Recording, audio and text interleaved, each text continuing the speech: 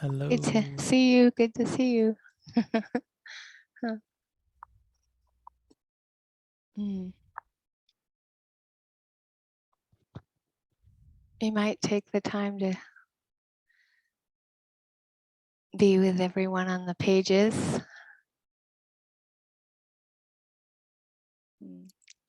Hi.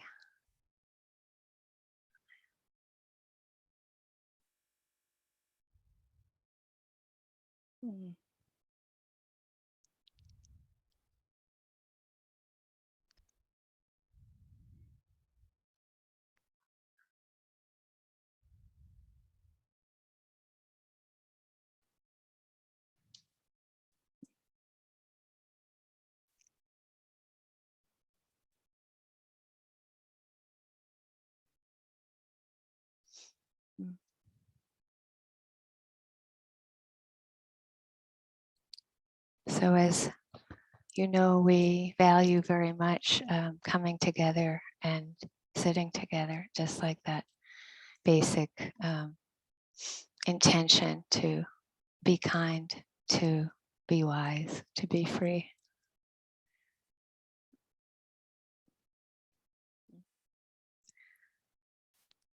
So let your attention just connect with your body right now,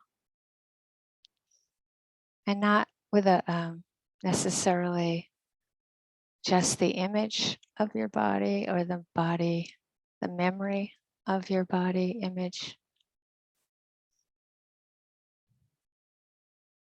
but letting the attention settle into this like symphony of physical sensations, ever changing.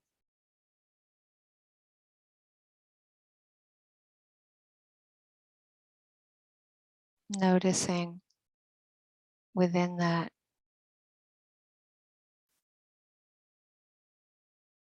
it's like music of sensations, your body posture.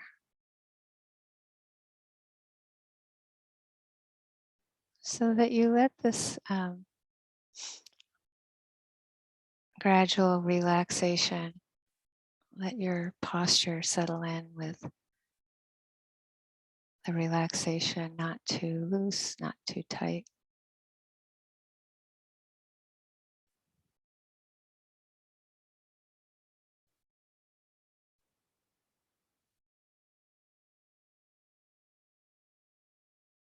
It's usually helpful to notice that hearing is happening.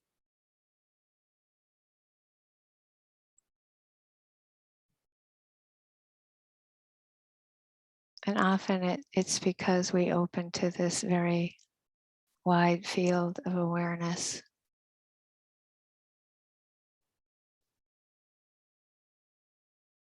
That you can find an easeful awareness. That you're just letting the sounds come and go by themselves. You're just letting the silence come and go.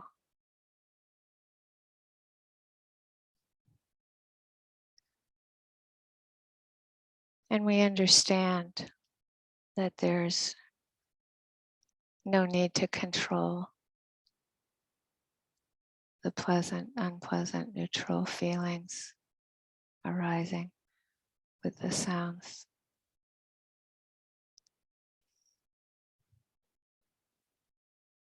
So there's a being with a connection with the sounds just as they're happening. Connecting without needing to get anything or get rid of anything.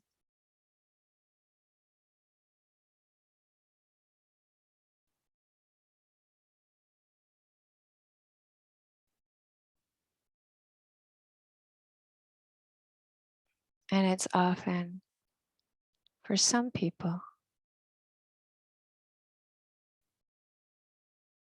there can be that also that ease of receiving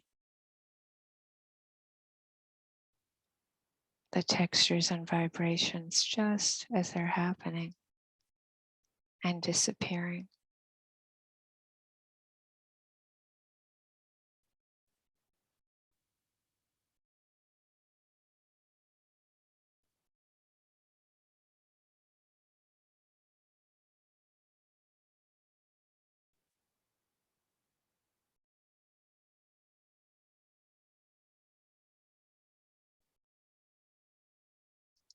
And shifting to our hands.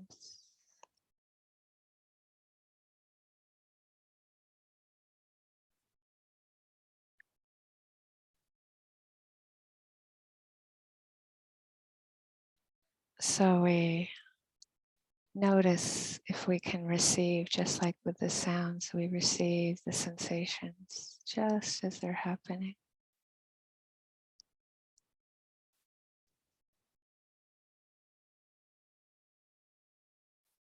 And of course, the visual image might come up as a thought, as a memory. So we just let that come and go by itself and then shift the attention again into settling into the sensations just as they are.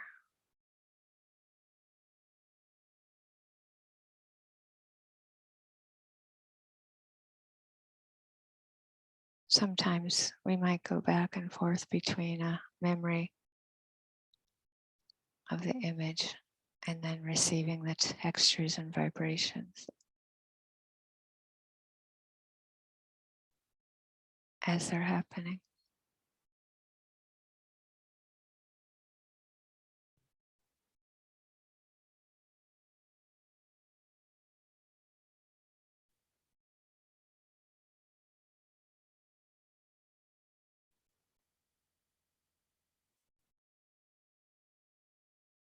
The hands, coming back to the hands, can be a kind of easeful anchor.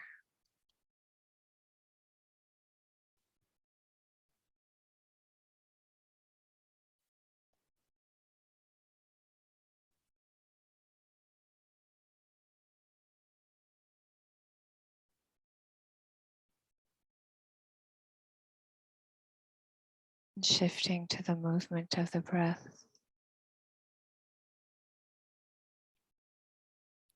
I think it can be helpful at first to put our hand there, our hands. We don't have to try too hard to have the attention connect there. You just let that rising movement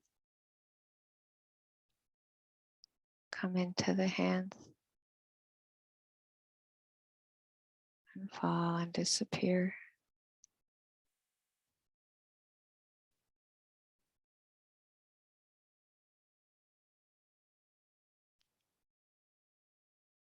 And at times, the attention can settle within the breath, right with that rising movement as it's happening.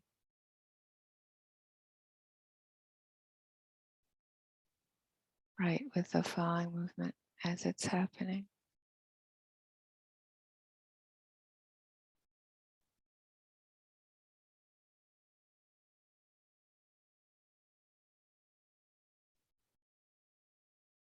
And if there's a forcing,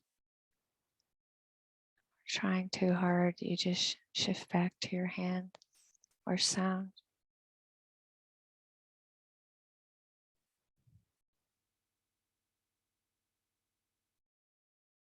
And at some point, you notice this movement again from a distance, from a more open awareness. No problem.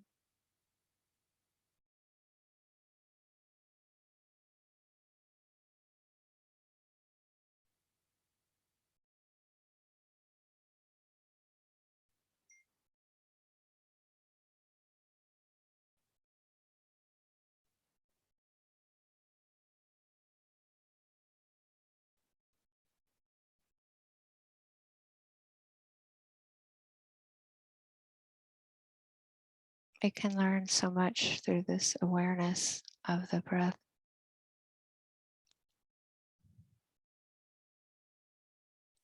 Just letting it be,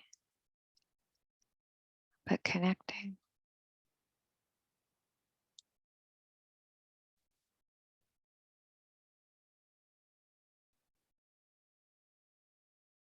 And if it's vague or clear or hard or tight, shallow, deep, soft,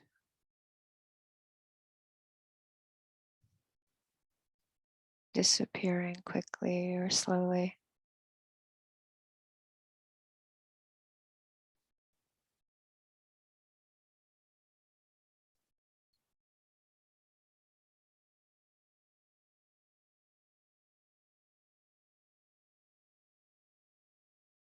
there's no pressure for it to be any way than it is.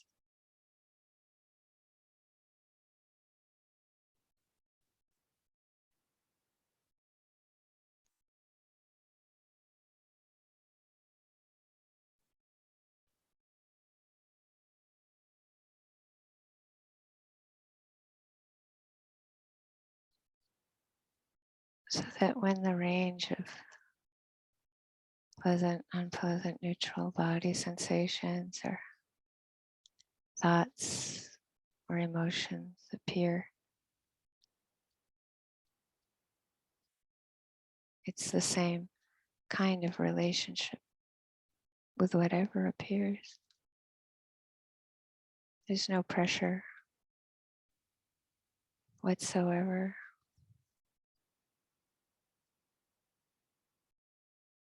For what's appearing to be any way other than it is.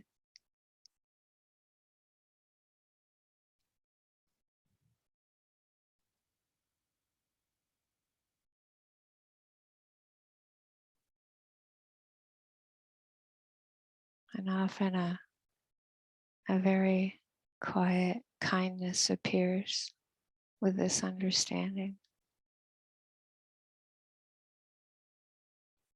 or tenderness.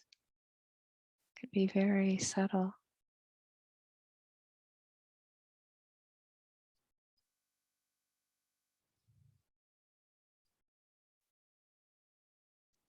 With all that appears and disappears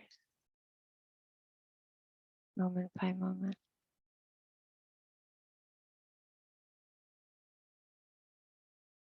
Not me, not I, or not mine.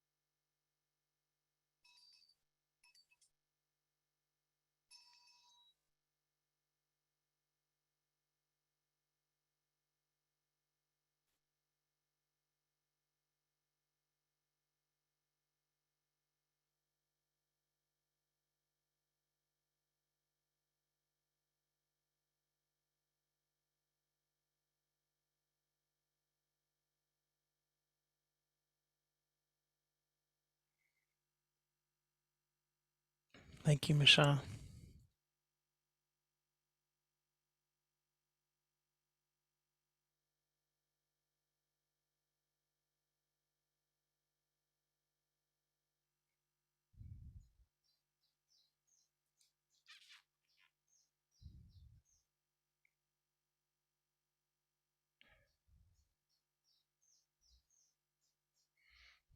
Just checking everyone out again quickly. Mm. So we this last week, yesterday and Thursday, after a few year hiatus because of the pandemic, the Ironman World Championship returned to Kona down the road. And it's always been a big deal, and then this year it's like 3 times as many participants, I think 5,000 people. So they had to split it up over 2 days. So they had Thursday and Saturday, the roads closed, and these people and doing like this incredible feat, of human endeavoring. For folks who don't know, they swim about 2.5 miles to start, and then they do a 70-mile bike ride, and then they run a marathon, another 26 miles running, and in a day, and it's hot out here, you know. It's like really rugged, really um, phenomenal. So you have these professional athletes, and then you have a bunch of just like regular folks, who qualify at some point in the year to make it to the world championship. And so it's always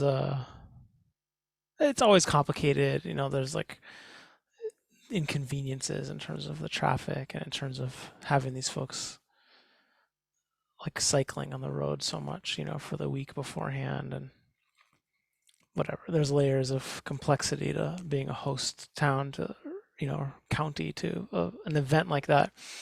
But I always try to kind of go down, so they go by down the hill on the highway, the cyclists. I try to at least go and check it out and see. And um,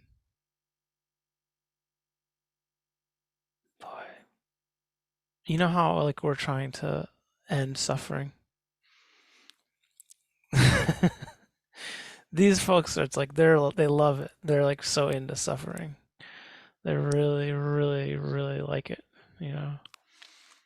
And and it's incredible, that to see what folks are capable of, and not just like the first, the superhuman people who really look like they're like a different species almost, right? And then there's like the regular people, or more or less regular people, who can still do this thing, Um, you can imagine like seeing them in, civilization, human civilization, and boy, they're just, working so hard. And there's right down the hill, there's like this station of supporters and volunteers and trying to hand off water bottles and Gatorade and goo and bananas, things that have like some nutrition. And it's chaos, there's just like water bottles being thrown over, like they'll take like a sip and then throw them, and or they'll miss, and their water bottles will spinning out, and or people just like puking, on the road. Like, they'll drink their frozen Gatorade too fast, and there's like collisions, and it's incredible, mayhem. And all these people helping, right? They have, well, I don't know how many people volunteer, across for the whole from the island. It's a lot, especially now for 2 days. They wanted 2 days of volunteers and a work day for one of them. But I just think about how like we just had our online retreat. People spent 10 days, more or less in silence and practicing, all day long, sitting, walking, and it's like so hard, and there's nobody out there like passing you Gatorade and nutrition, cheering you on, there's no like big party at the end or you get on the podium and get your applause, it's intense, it's intense to see the cultural context we're in and like what is valued and what is honored and what can gather like a kind of social momentum of encouragement and excitement and then what doesn't, because really at the end, the end of the day, it's like this orgy of identification, these aren't teams.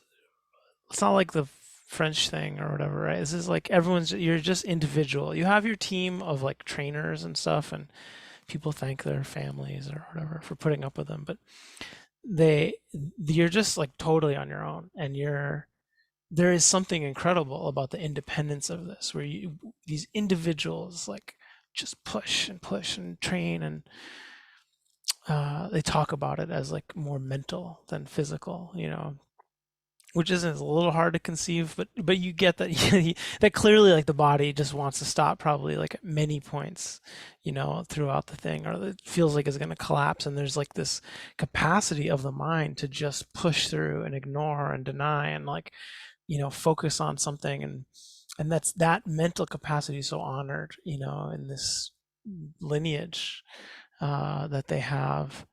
The ironness of it is not just physical, right? It's like the ironness of the mind, and and so there is at the end is just like me. I did this, I accomplished this. You are an Iron Man. And they stay up till like it's like midnight at the gate, because it takes people.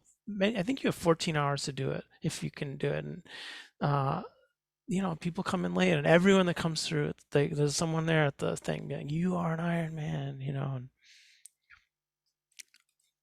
the uh, and and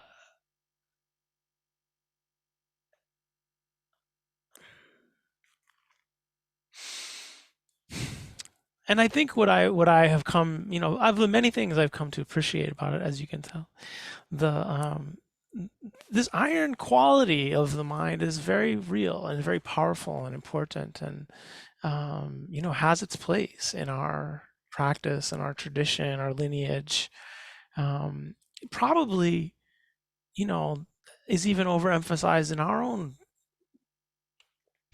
tradition, right? Coming from a kind of patriarchal context, and however, whatever the Buddha actually said, and how it gets formulated, and what gets kind of honed in on over thousands of years, um, and the sort of social context we're in now. It's like, the iron mind thing is for sure a part of the the teaching, and certainly I think a part of all of us have internalized some complex like dynamics around that, more often than not a sense of failure, a sense of not really having as iron a mind as we would like to have, when it comes to our sittings or meditation practice, or concentration, sense of how distracted we are and how feeble the mind can seem, and the sense that we should be, we should have more of these qualities that are cultivated, in these types of things. And it's very hard sometimes, to have to reckon with whatever we've kind of internalized about the value of those, or whatever we might hear about it, from us, from other teachers, or other, lineages, traditions, or the outside world. But it is very important. I think that it is something we really try to encourage and remind people of that like these are not the only qualities of mind that are important and necessary and fundamental for our practice. That there is something amazing about the earth element on that way, not just as a physical experience. We mostly talk about the elements in terms of our meditation practice with air, earth, air, fire, and water element in our bodies, as we directly experience hardness, softness, motion, stillness, uh, uh, heat or coolness, and moisture, dryness, fluidity, cohesion, distension. All of these, anything that we can experience in the physical realm, we can apply the sort of framework of an elemental experience around. And the same is true for our mind, our mental, emotional relationship to practice. It's maybe not something we talk about in that language as much, but just really important to remember to consider that there is a place for earth element in the mind and in our mental attitude, our mental relationship to what's going, which is yes, a sense of firmness, a sense of perhaps determination, of solidity, unwaveringness, right? That at times is steadiness. That's very important. But also, where is that sense of spaciousness, of air element, or clarity of air element, the lightness, right? A certain kind of um, rapidity, of being able to move from one thing to the next. Or the sense of fire element, that range of kind of burn, of determination, the notion of samvega, of spiritual urgency, as being really important. And then the other side of fire element, the coolness, right, of equanimity, the coolness of mind, the non-blazingness, right, that the Buddha will sometimes talk about. So this sense of practicing with fire element mentally, emotionally, and water element, of course. Michelle will sometimes talk about Tangpulu Sayadaw, who would say, "Oh, have your mind be like water. Let your mind be like water." So, what is that quality in response to any object it encounters, obstacle or enthusiastic object, right? The sense of a mind that's fluid, that isn't stopped, that isn't stunted, that can move around objects, that's in relationship to them in a way that's coherent and fluid and dexterous in this other way. What is it like to remember that we have, how important it is to be involved in our practice on an elemental level with the mind in all of these ways. Not just the valorization of the iron mind, right, but of the water mind, of the air mind, um, fire element. And yes, to recognize, of course, there are places where determination, where solidity and strength, and some degree of pushing is appropriate. Where we really know we can't trust the mind, and we need to just like you know ignore thoughts. Sometimes it is a pushing them away, sometimes it's of moving around them like fluidly, sometimes it's a clear seeing of them, sometimes it's a kind of digesting of them in the fire of urgency, or sort of just dispersing through them with that coolness of mind.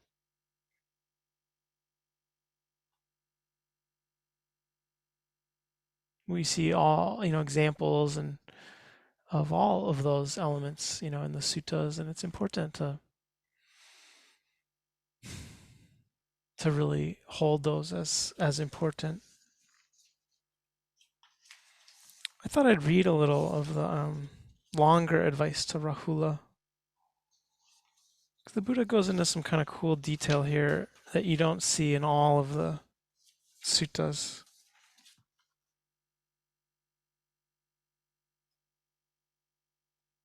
And I think it's interesting. So, of course, to be patient and listening to sutta talk. It's a little repetitive and this is a little bit of a long quote. I'll break it up a little bit. So Rahula was supposedly was the Buddha's son. It said in some places, and he became a monk himself. And so he's practicing, and he goes to the Buddha and asks him about mindfulness of breathing. And rather than talk directly about breathing, the Buddha replies, Rahula, the interior earth element is said to be anything hard, solid, appropriated that's internal, pertaining to an individual. That includes head hair, body hair, nails, teeth, skin, flesh, sinews, bones, bone marrow, kidneys, heart, liver, diaphragm, spleen, lungs, intestines, mesentery, undigested food, feces, or anything else hard, solid, and appropriated that's internal, pertaining to an individual. This is called the interior earth element. The interior earth element and the exterior earth element are just earth element. This should be truly seen with right understanding like this. This is not mine. I am not this. This is not myself. When you truly see with right understanding, you reject the earth element, detaching the mind from the earth element. So, that list of head hair, body hair, uh, teeth, nails, going onto bones, people might recognize that as part of, one of the 32 parts, the beginning of the 32 parts of the body that people practice as a meditation practice.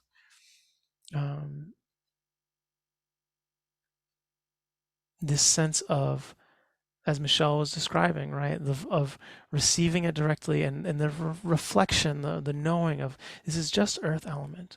It's not me, it's not mine, this is not myself. So those are sort of three different aspects of kind of identification that tend to take place. So it's not mine, I am not this is not myself. So it's about ownership, identification, and this notion of a self, like separately. What is water element? Water element may be interior or exterior. What is the interior water element? Anything that's water, watery, and appropriated that's internal, pertaining to an individual. It includes bile, phlegm, pus, blood, sweat, fat, tears, grease, saliva, snot, synovial fluid, urine, or anything else that's water, watery, and appropriated that's internal, pertaining to an individual. This is called the interior water element. The interior water element and the exterior water element are just the water element. This should be truly seen with right understanding like this. This is not mine. I am not this. This is not myself.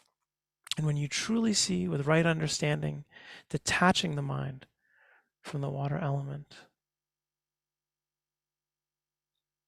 And what is fire element? The fire element may be interior or exterior. And what is the interior fire element?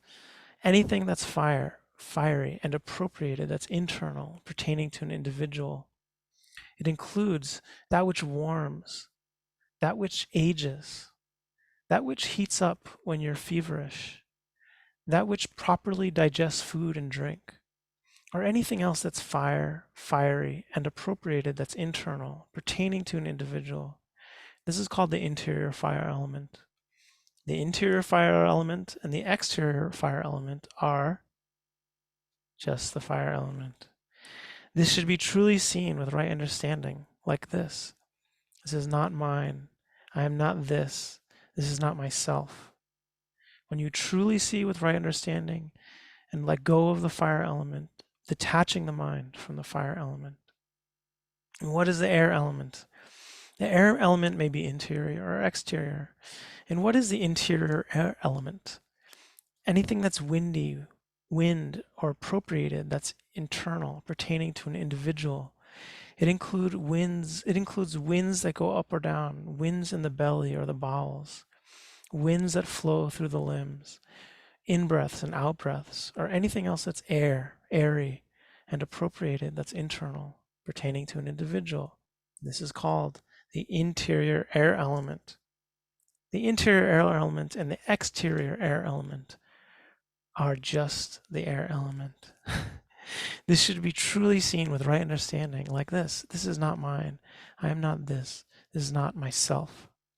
When you truly see with right understanding, you let go of the air element, detach the mind from the air element. And what is the space element? We don't always hear about the space element. Space element may be interior or exterior. And what is the interior space element? Anything that's spacious, and appropriated that's internal, pertaining to an individual. It includes the ear canals, nostrils, mouth, the space for swallowing what's eaten and drunk, the space where it stays, and the space for excreting it from the nether regions. This is called the interior space element. The interior space element and the exterior space element are just the space element.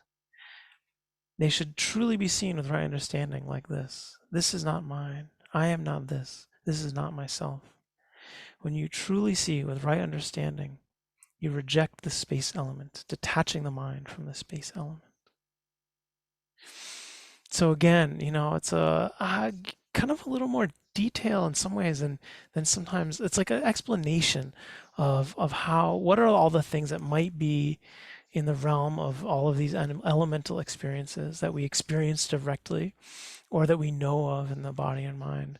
And then also leaving room for like, and anything else that might sort of be like that. This sense of like recognizing it and knowing, right? I am not this. This is not mine. This is not myself. And that way in which, of course, that we have encouraged, right, the practice of practicing through the elements with the body.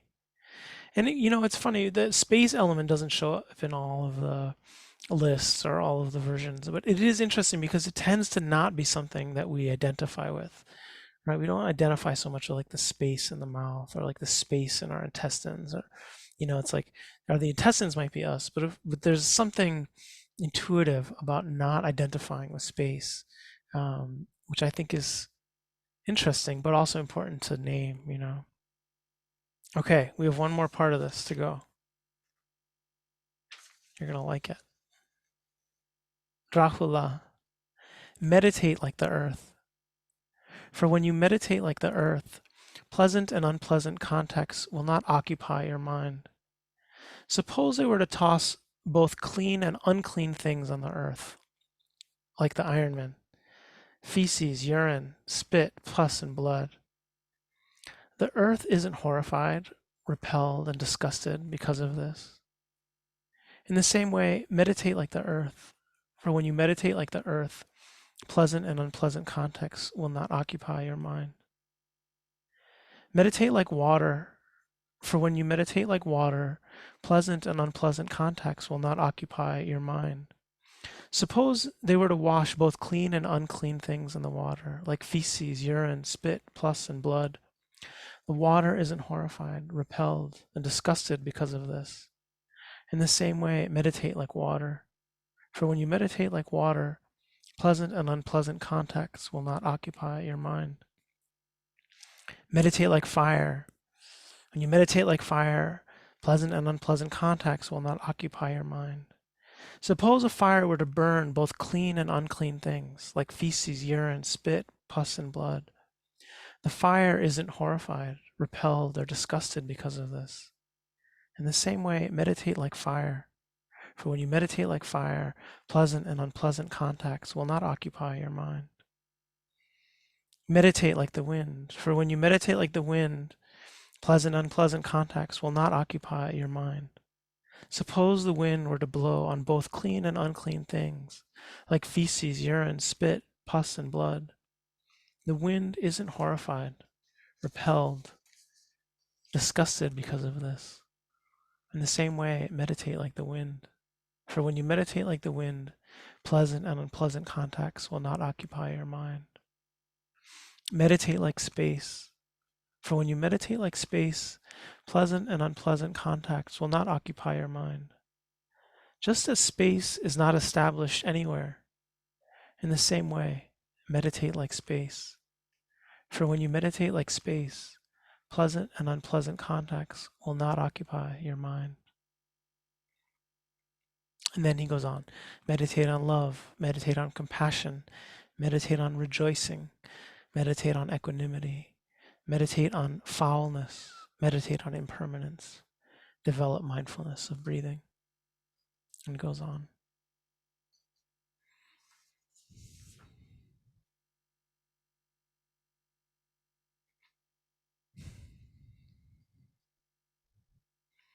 I think I won't say much. It's, it stands for itself in a very kind of pure and clean way. But I think what is one of the things that strikes me so clearly about this idea of meditating like the earth and meditating like air, fire, water, space is it's also impersonal. There is something about when we are meditating and we sit down, it's very,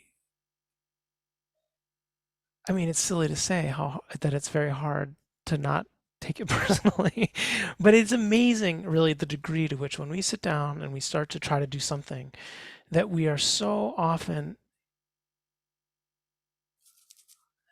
in it as ourselves, right? In this sense of like, okay, well, I have to do this, and this is happening, and then you trip out around something in your head, and, oh, I've messed up, and I come back to this, or like, oh, I'm so quiet, or oh, I'm so happy, or oh, It's like there is this meanness at the center of the experience so often, right? That's generated, that's conjured, and that we believe in and have, identification with identification. Um, but there is something about this idea of that what's happening internally is just the elemental experience.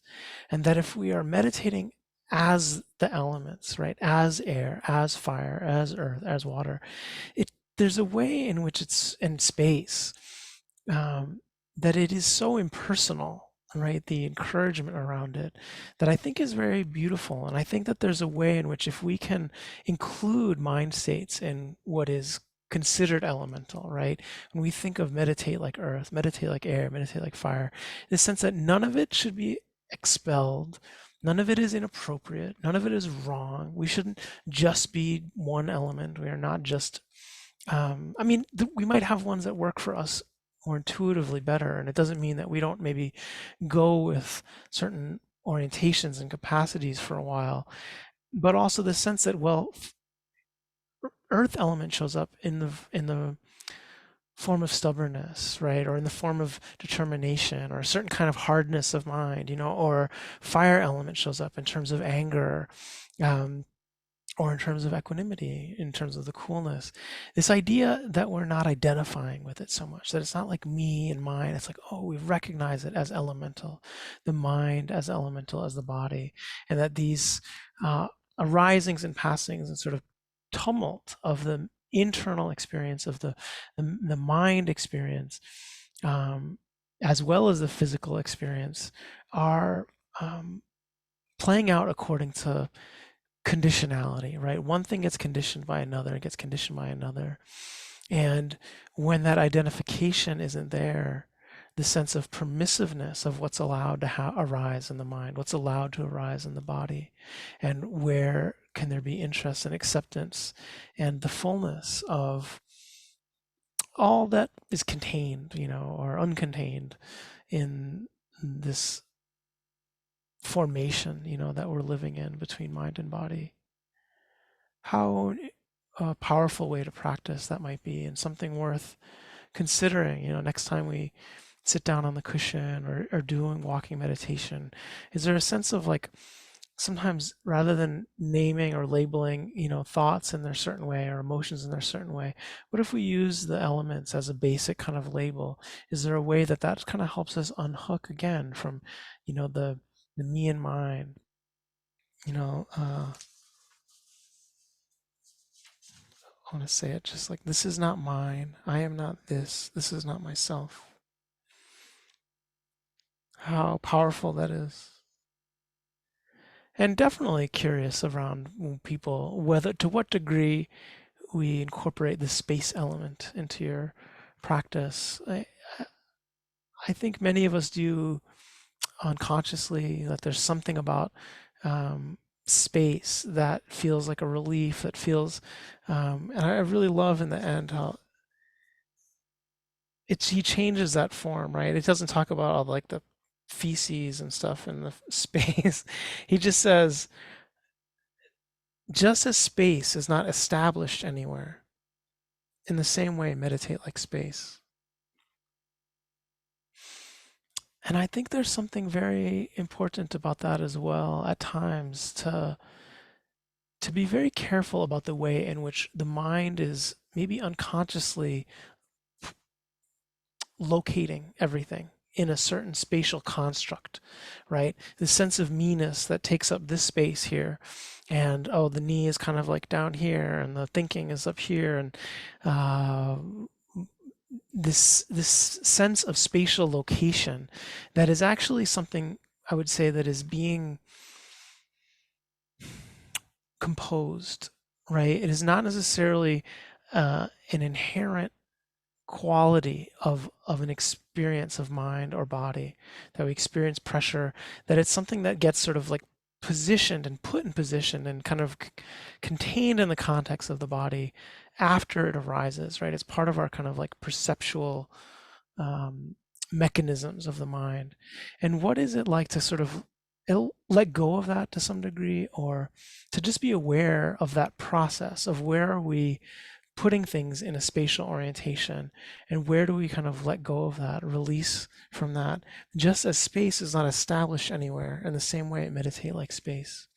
The sense of not needing to kind of continually reassert where we think all this stuff is happening, in terms of inside the body or inside the room or where we are on the planet, etc. Um, Very important in ways of reconsidering the way that the elements play out, and to know that yes, we have these driving forces and these pushing forces, and they have their place, and they're incredible in terms of what they're capable of making the body go through and making the mind go through, like the Iron Man. But at the same time, to only base our practice on those things, it is destructive ultimately, and it is a doorway to more and more identification and selfness, and um, this certain kind of way of being that is not like immoral or wrong inherently, but if it's out of balance with the other ways of being, it's going to cause balance problems in our practice, and therefore in our hearts and minds and bodies.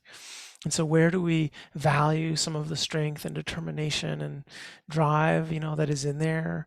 But also, how do we have that balanced and composed in a greater field, and in a sort of with the harmonics between the elements, right? Between what's happening in terms of earth element, air element, fire element, water element, and space element.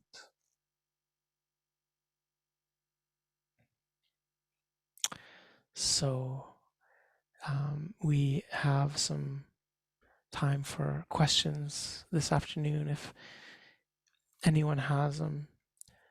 Tom, I see this note, 112-mile bike ride. I think it's a 112-kilometer bike ride, but it might be that the 112-mile bike ride for these iron people, iron beings.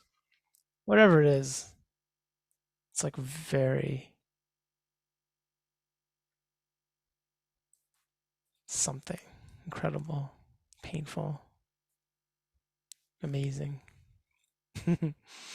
Um, if anyone has questions, you can raise your little Zoom hand, and we'll try to find you if you keep on the reactions button there.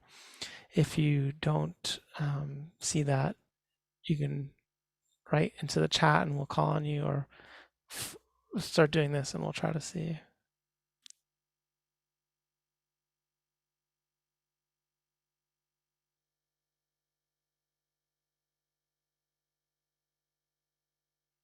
Quinn, I think you can unmute there.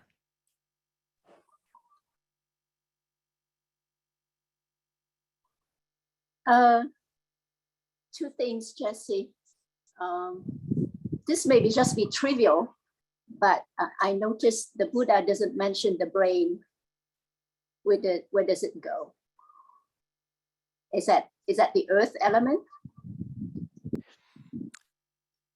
Yeah, he sort of stops that list because that list does go on into a few things, and I think um, I wonder if it's a little bit also like a different translation of it. Like I've seen different ones, but I don't know. I feel like all of these things are ultimately a mix of elements, right? They're gonna have earth and they're gonna have water. I don't know. The brain seems like it has more water maybe than just earth. Uh, Another point is I think I just love this sutra. It somehow it resonates with me so much. Uh, I think meditating on all the elements, kind of like you mentioned, is a doorway to the awareness of the emotions, and especially the negative emotions like shame or self-hatred or self-judgment. It comes to a certain point where you know that this is not me, this is not mine, these emotions don't define me, and it's such a relief. So I really fall in love with this sutra. It really is lovely, and actually, I'll put the link here. This is an online version of it on Sutta Central, and it really is. There's something really beautiful. It covers so much ground actually, because in the beginning part he talks about the five khandhas, which you asked about last week, Quinn, right? And Yeah. this idea that they're not mine. I'm this is not mine. I'm not this, and then Rahula goes and sits, and you get the sense like it didn't kind of work for him. And then Ananda goes to him and says, "Just follow the breath," and he's confused about it, so he goes back to the Buddha. And anyway, there's a nice element, and then he brings in the four Brahma Viharas, and he brings in mindfulness of breathing, and then goes into the explanation of mindfulness of breathing that's in the Satipatthana Sutta. And it's there's something very lovely about it, and it's hard to know. I mean, is it because there something that comes across in terms of this kind of affection for his son? I don't know. There's different elements in some of these suttas that maybe make everybody feel a little more human.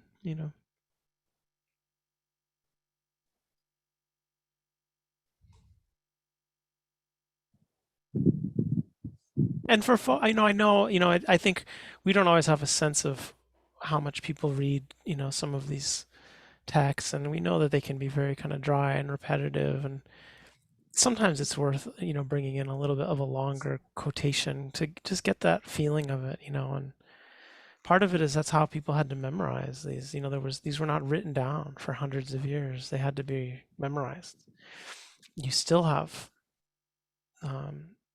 monks and nuns who dedicate so much of their practice lives to memorizing the entire canon, these Tipitaka Sayadaws, and that's incredible. That tomes and tomes of books that are just in there, and so part of the repetition is that a device, right, in order to be able to memorize and share and pass down. How fortunate we are, to have access to these.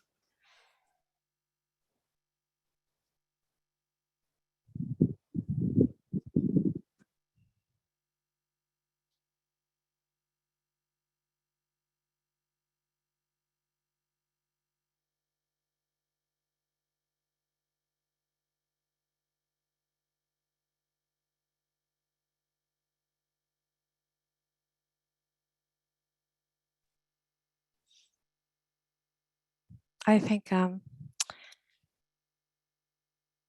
don't know if you remember, but the quotation I gave about the sound and our body being water. So much of our body is water, and how we tend to think we're only hearing with our ears, but actually our body is like an antenna. Like I think these things are very important. You know, I'm looking, when I even look at everybody here, like I see, so when you're outside and, you know, it's like the plants around you. I think that seeing ourselves not just as a visual image, you know, you'll hear the instruction, but the visual image is so powerful. And any way we can see ourselves really as earth, air, fire, and water is so helpful. It's like I'm just looking, but I even see people's wallpaper or they're like, Steve, your map, you know, like Steve is in front of the map that in the Pacific Ocean in Hawaii, you're just surrounded by 3,000 miles of water. But I think that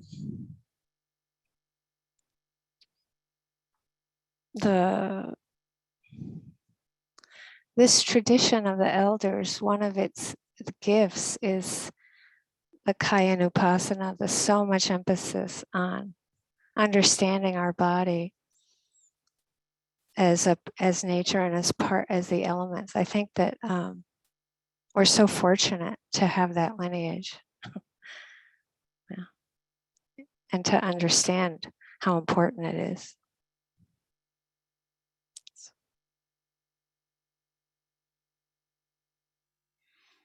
I'll do Molly first, and I think Angela might have typed something in. We can. Hi, can you hear me okay? I've had this floating question for a few weeks, and it feels like now's a fits in this a bit. In terms of the different sense stores, I've been playing with anchoring, not so much in sitting, but just in daily life, in taste. So rather than actually having it be like when you're eating, but just that hanging out in the leftover zone of the taste. And it's so interesting noticing Vedana in there because it's so kind of hard to, the way I would know whether the Vedana would be pleasant or unpleasant is kind of like what moods are happening, sort of based on, there's a little leftover onion and that's not pleasant. And then it's taking me on a thought, or just the freshness of recharging through saliva and that cleansing that comes in that way.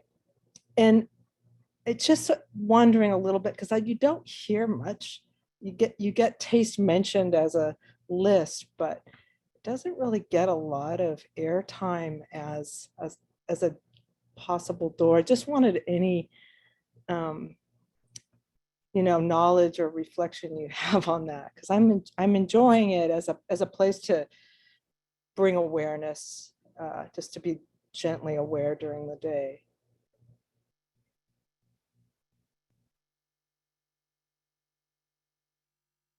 Michelle, do you want to go first? Do you want me to?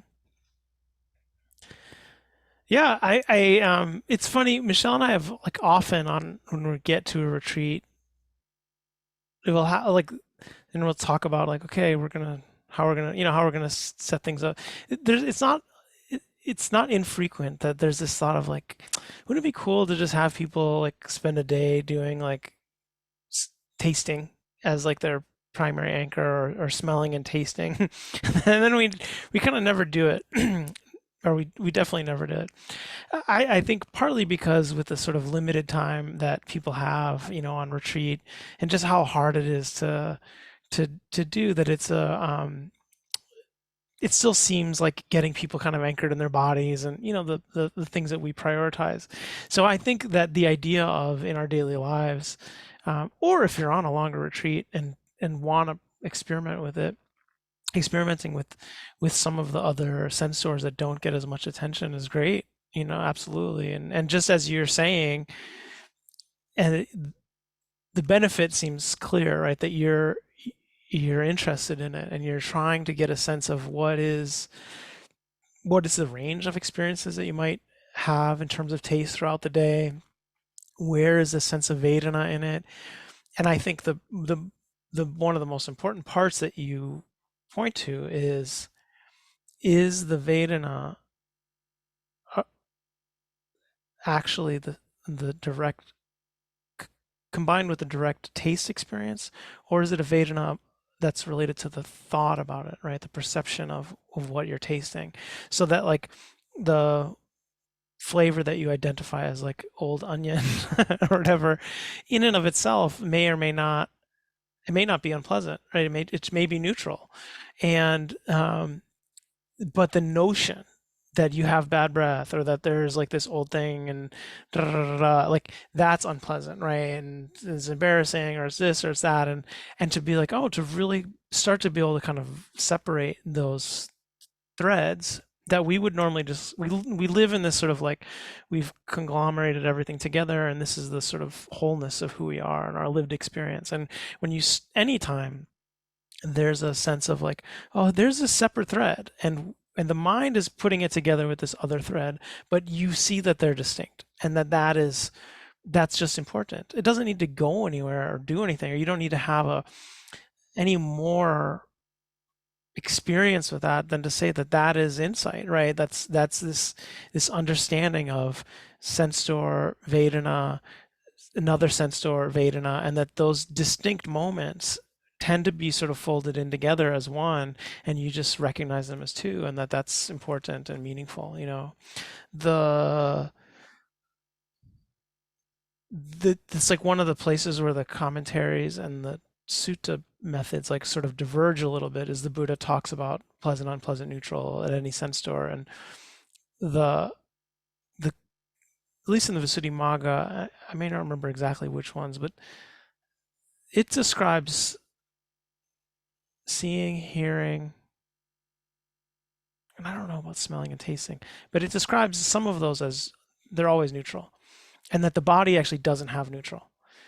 That ultimately in the body everything is really going to either be subtle, even subtly pleasant or unpleasant, and that things like seeing are actually not pleasant or unpleasant. That seeing is really essentially neutral, but it's the conceptual thing of what we think we're seeing and our interpretation and the analysis that becomes pleasant or unpleasant, but that the visual impulse itself is a neutral experience. So the question of whether taste or smell is pleasant or unpleasant, or if it's the notions around them is actually the unpleasant, pleasant, neutral, it's just fun. So I think it's great. And if it's keeping you connected and it's bringing you back, I mean, it's wonderful. Yeah.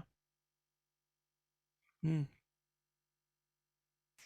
One of the things that's kind of exciting about what you're describing to me is also, as well as what Jesse said, that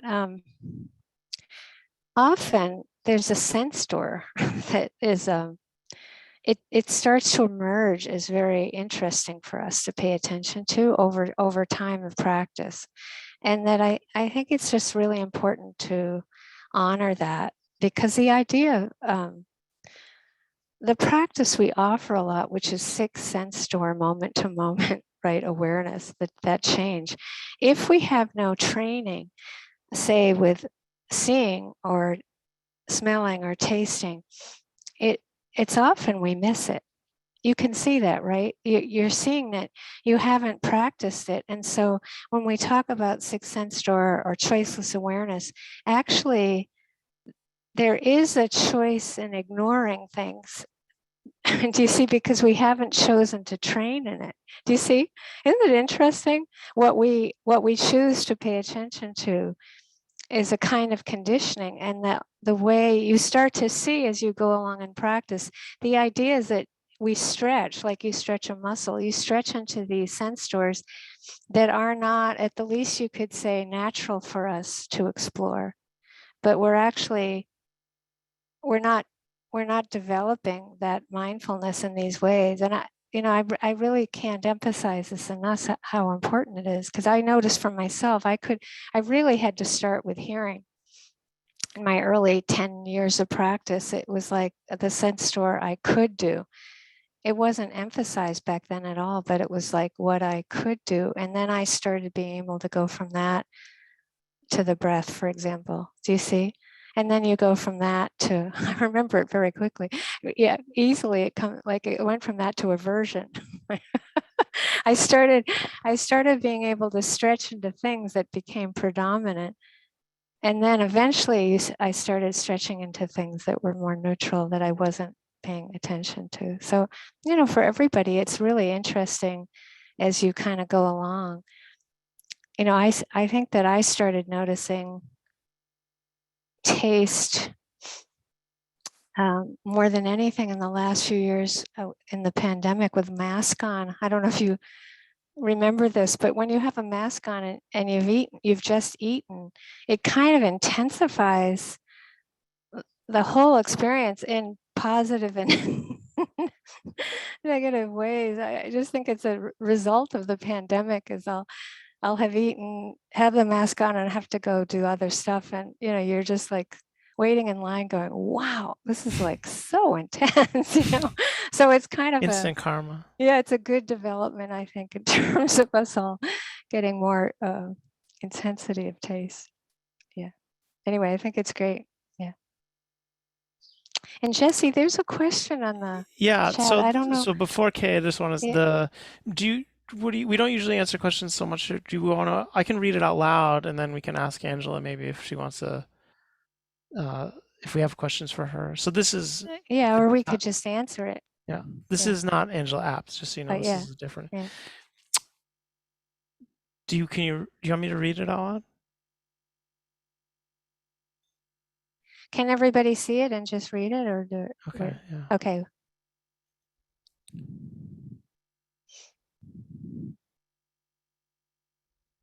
It's one thing I know how to do is go to chat.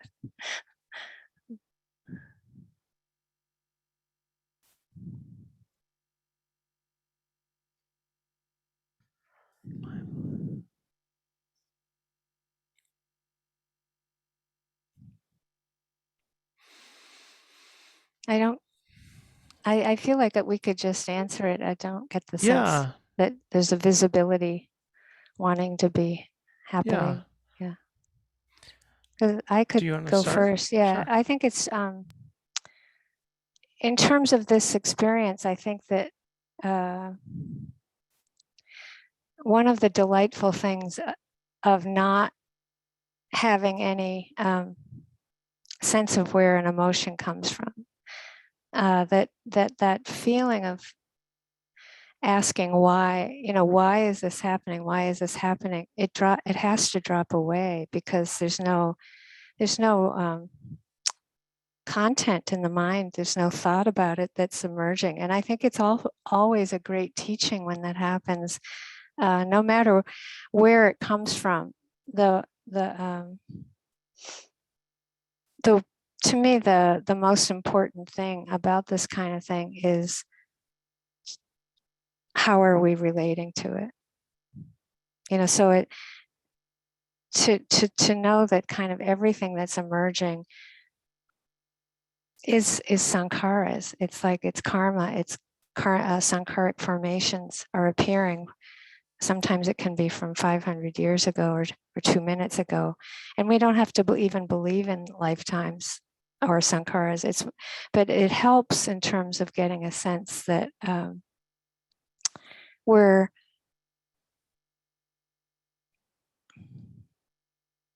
trying to cultivate, just like the training, the quality of attention that's relating to the fear and anger. Always, you're not trying to manipulate or control the fear or anger. You're trying to develop the quality of mind that can connect and, of course, understand all the qualities we mentioned. So other than being mindful of what's happening, I think that's the question. I think that you just keep working with developing Brahma Viharas with it, mindfulness with it. And the idea is that the freedom is that even if it comes up 10 years from now, or 5 minutes from now, or 2 hours from now, the freedom is in not trying to get rid of it, but to have a relationship of kindness and wisdom, etc., with it, that you don't have to get rid of it. That's my answer. Sounds like you're doing great. Yeah, Yeah, it's great to hear, Angela, that you went on your first Yeah. Vipassana retreat. Woohoo! And it's intense, and it's not, and it sounds like you got a lot out of it, and kind of all the things you named in terms of that it feels notably improved is I think important. I think part of what we think of as improvement is also like a deepening sensitivity to all of these things that are happening within us. And what's one of the things that's hard is you can't always or often, like, you're not in control of the voltage of that, of all those dials. And so the depth of the sensitivity.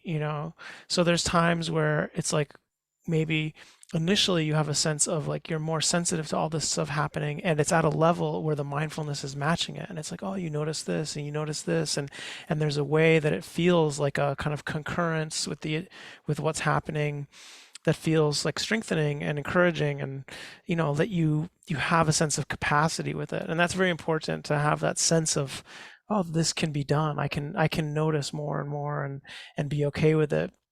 But then often, and well, essentially always, if you stick with this, that the sensitivity will be greater sometimes than the mindfulness or the equanimity really is sort of stabilized at.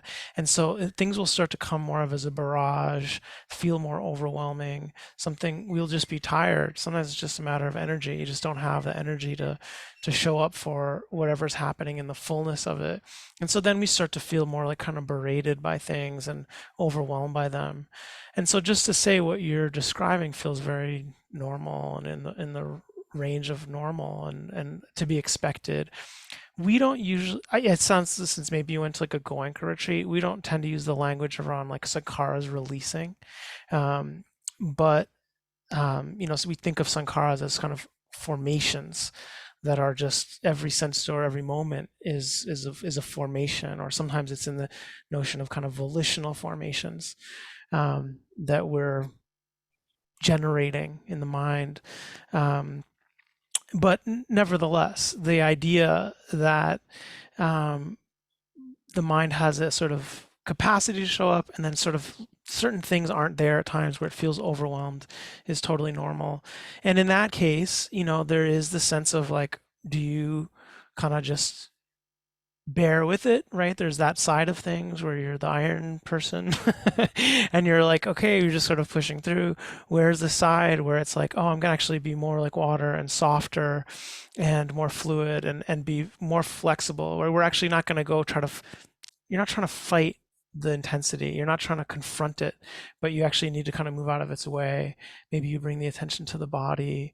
Maybe you know, do some kind of like healthy distraction, right? So you're not trying to be mindful of something if it's so overwhelming that your efforts to be mindful feel like they're digging you into a hole. And so there's a sense of, oh, where are you flexible? And then I think, as Michelle mentioned, where is is there an opening for something more like the fire element of like of loving kindness, of compassion, of this warmth, this care, this caring for the hardship in this particular moment, right? That sometimes the mind is very overwhelming, the emotions can be very overwhelming. Is there this sort of stepping back from it and just being like, oh, this is hard, recognizing the hardship of it, and seeing, is there, even if it's like physical contact with your heart center, where might you have some access to some of these other practices that remind you that you care about yourself, and that can be really helpful. Yeah. I can see you now, Oh, Angela. Yeah. Hi. Yeah. Is that enough? Do you have any other questions about that, or is that good? No, this is great. I don't have a teacher. I've been reading a lot and practicing every day, but nobody to ask questions to when things come up. So that's why I joined tonight, and Great. thank you both very much. yeah, absolutely. Welcome. And please, of course, come join as much as you can and want. Yeah, it's wonderful. Thank you. Kay. Okay. Okay.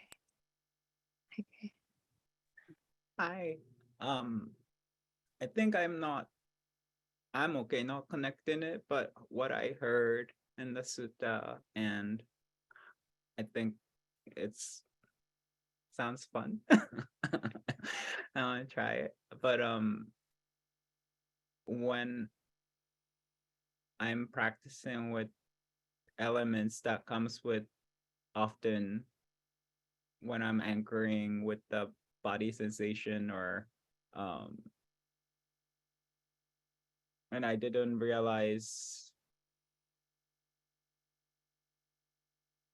there's sense of meanness in anchoring. Like there's a receiving, it feels like a receiving, and I'm not saying meanness is bad, or I think that's one of I want to feel like myself. I think it's great, but I don't know. There's like some space in that, what I heard today in sutta and how I've been practicing with anchor, and it doesn't have to overlap. It might be a completely different conversation, but if you have anything to fill the gap, or like connect in the very different ways, or yeah, I don't know if that makes sense. I think I still don't totally understand where the gap is in terms of the sutta and the experience that you have of like feeling a self when you're anchoring, or just in terms of what they're explaining and what your experience is. Right, that part, yeah, I think when I'm experiencing certain kind of elemental nature, it never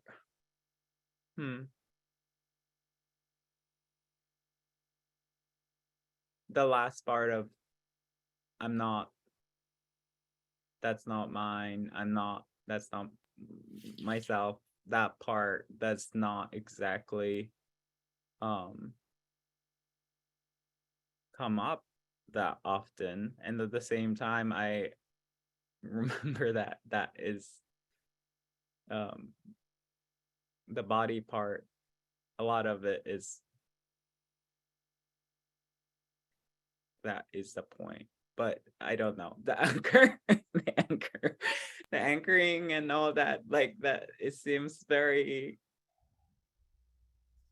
disjointed for me. I don't know But I why. think it is Yeah. disjointed. Yeah. I think that what's That's why so, he's reminding us. Yeah. no, I think it's great that you're seeing it, but I think be careful of thinking it maybe could be more jointed. I think it's moment to moment is disjointed. And then I think what I'm hearing, but I'm not sure if it's true, I'm checking with you, it's like that you're starting to recognize that when you come back to the anchor, there's a sense of meanness there.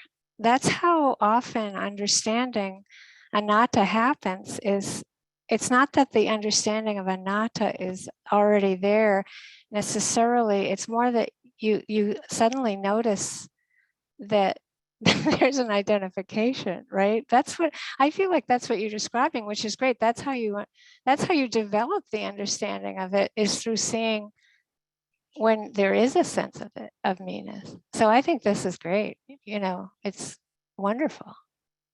Yeah, I think so. I just never, I do a lot with elements, but I never really went there. And today, hearing the sutta, and especially with the space, I was like, yep, didn't go there. There's a great made me laugh. So thank you. Totally. That's awesome. Yeah. I we try to be very careful with the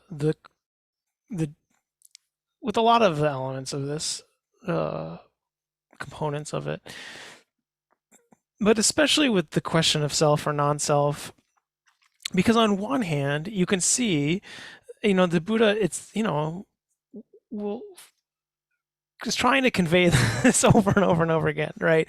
And at the same time, it's really not something you can just like convince yourself of or tell yourself that it's true and therefore you believe it, or that you can make happen, right?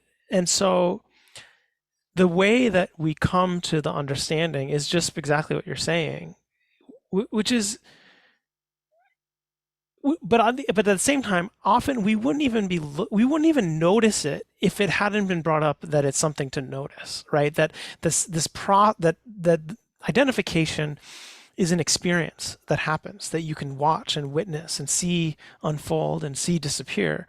And so in some ways, what's most helpful is just the notion that it can be reflected upon. And what's the least helpful is the idea of thinking that we should be doing it in a certain way, or that this should be happening, or we should be not identified with ourselves and all these experiences. That ends up being like such a trap, right? But I think kind of exactly what you're saying is partly this notion of like, oh right, these words get spoken. You remember that it's something to like consider, and you recognize that it's not at all what's happening, and that is great, because it's the practice of it is watching selfness as an experience, right? This is how we come to be released through it, not through denying the self or ignoring or whatever, but actually seeing this sense of me arise and being interested and being curious and not feeling like you need to make it go away. So I think your attitude with it of playfulness and like not heaviness around, you notice it and it feels very real, and that feels, and you're not going to try to mess with it, is exactly what we would say. It was encouraged. It's like, yeah, you just notice it, and you notice when it's really strong, notice when it's less strong. What does it feel like to notice when it's not there? What are the thoughts happening that we don't feel as identified with, or et cetera, et cetera. So part of it is just that kind of beat through time of just keeping an eye on the sense of self and how it changes.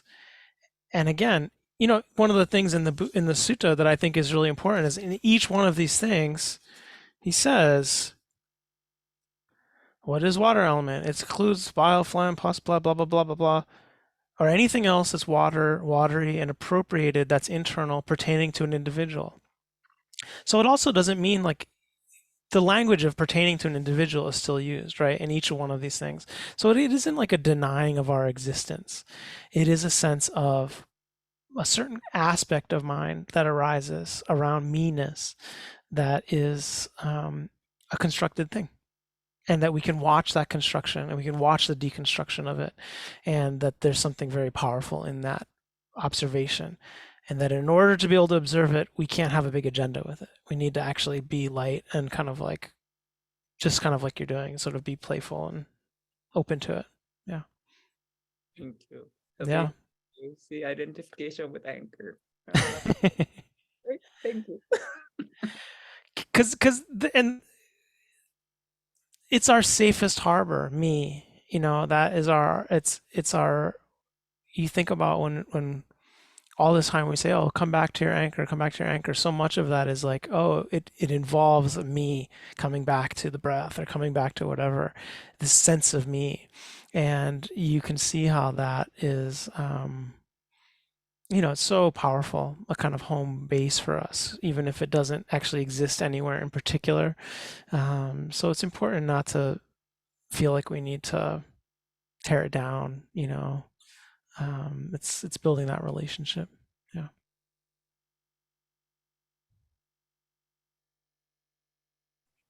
I have an amazing memory actually of a retreat with Sayadaw U Pandita. It was a long one, but I remember this woman who had the breath as an anchor, and it was really working for an anchor for a long time at the retreat. And her interviews were before me, and in that situation, you could hear people's interviews before you, and so I knew kind of what was going on, and I remember at this particular junction, she had her shoes on, which you weren't supposed to do. You weren't supposed to go into Sayadaw U Pandita with shoes on, and there was a line that you had to wait in line for the interviews, and she came running down the hallway with her shoes on and ran in front of me and, and didn't bow to U Pandita. And she's like, the breath is disappearing, like it's not an anchor. And she was so upset. She was crying. It was such a big deal. It was wonderful. Like I was like, oh wow, she's like seeing it a little bit from that perspective. That's like the what's so wonderful. I hope you remember that elevator teaching that we've been offering, which is like from one perspective, the breath is an anchor, or the hands, or you try to, like Jesse said, you don't tear it down, you really cultivate it. And it's really important to know that it's really helpful. And then other times there might be a time in practice where you see it falling apart and disappearing, and then it doesn't feel like an anchor. And that's also insight. And they're both true. It's very important to see that they're both true. So I'm glad you brought it up, because it's really important for all of us, you know.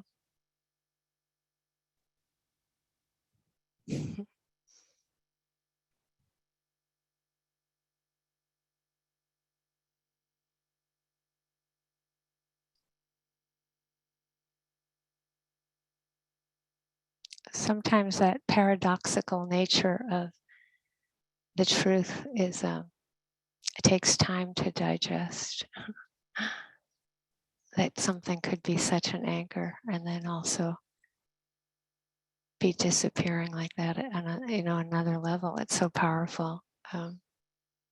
It's what this practice is all about, is maturing through the understanding of paradox.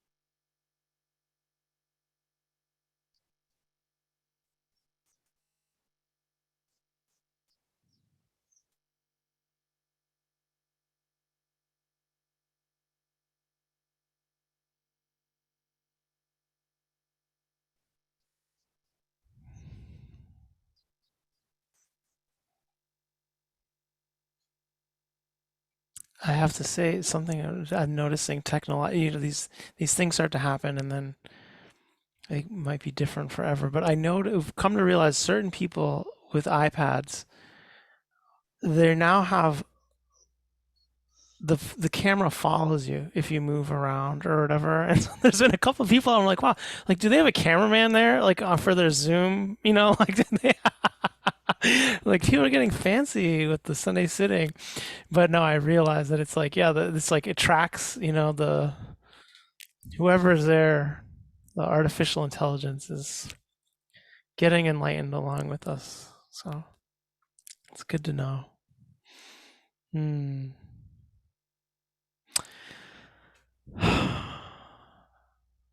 Well, you made it through another week.